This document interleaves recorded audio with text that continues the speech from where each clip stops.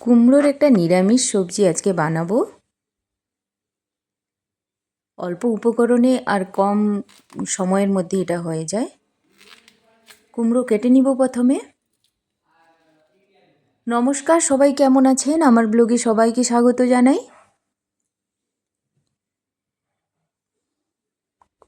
কুমড়োতে প্রচুর পরিমাণে vitamin minerals থাকে। এটা হজম ক্ষমতাও বাড়ায়। এভাবে ডুমো ডুমো করে কুমড়ো কেটে নিব।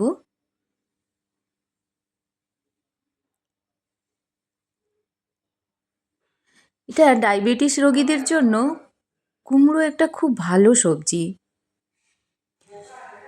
এতে কম ক্যালোরি থাকে আর উচ্চ ফাইবারযুক্ত। এটা রক্তে সুগার নিয়ন্ত্রণ করতে সাহায্য করে। আলু দিব, এতে 2টো আলু দিব। আলু কেটে নিচ্ছি। এবারে বেগুন একটা দিব।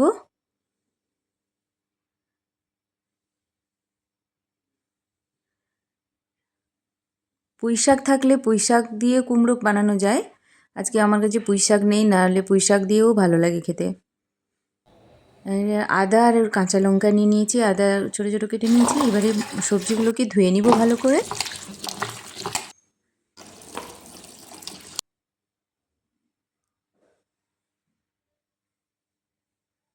এটা এত কম সময়ের মধ্যে হয়ে যায় আর মশলা বেশি কিছু লাগে না। এবার একে একে সবজিগুলো ধুয়ে নিব।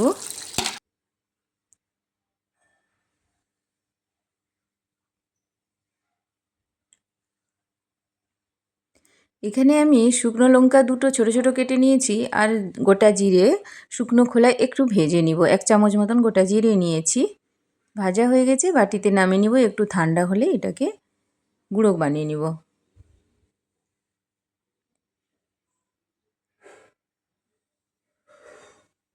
এটাকে গুঁড়ো করে নিব। নিরামিষ রান্নাতে এই জিরে লঙ্কা ভেজে দিলে একটু আলাদা টেস্ট হয়, টেস্টটা বেড়ে যায়। গুঁড়ো হয়ে গেছে, নামিয়ে নিচ্ছি বাটিতে। এবার ওই যে আদাটা কেটে রেখেছিলাম, বাটিতে নামিয়ে নিয়েছি। আদাটা কেটে ওটা ভালো করে ধুয়ে নিয়ে এটাকেও থেতো করে নিব।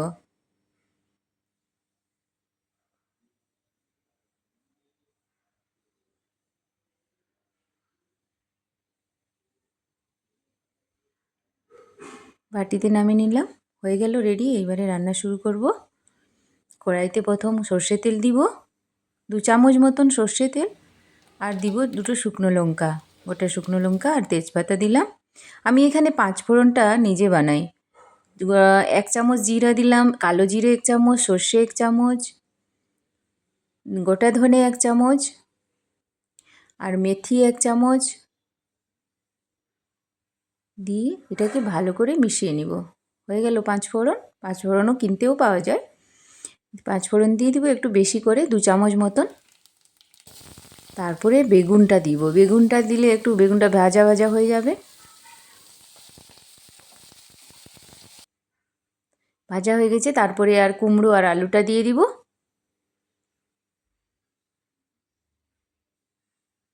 ভালো করে এটাকে নেড়ে নিয়ে এটা ঢাকা দিয়ে দিব সিদ্ধ হওয়ার জন্য।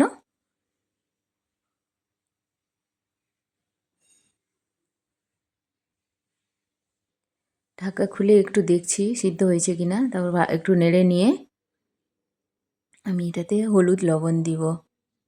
হলুদ দিচ্ছি 1 চামচ, লবণ 1 চামচ দিয়ে আবার ঢাকা দিয়ে দিব। ভালো করে মিশিয়ে নিলাম।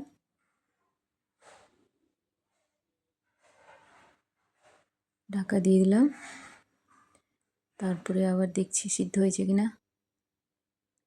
এরপরে আমি ওই যে আদা থেতো করে রেখেছিলাম আর কাঁচা লঙ্কা, ওটা দিয়ে দিব। এটাতে বেশি মশলা লাগে না, আপনারা চাইলে আদা নাও দিতে পারেন।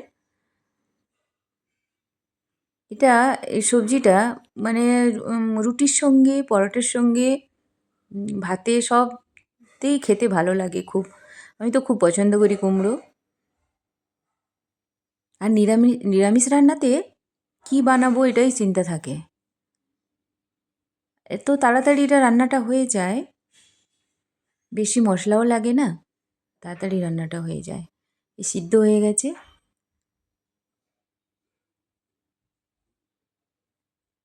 এবারে আমি এখানে দিব গুড় দিব, 1 চামচ মতন গুড় দিব। আপনারা চাইলে চিনি দিতে পারেন।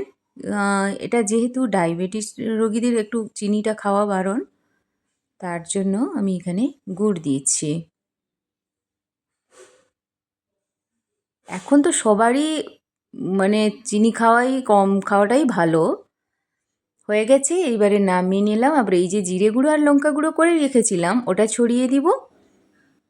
এতক্ষণ সময় দেওয়ার জন্য ধন্যবাদ।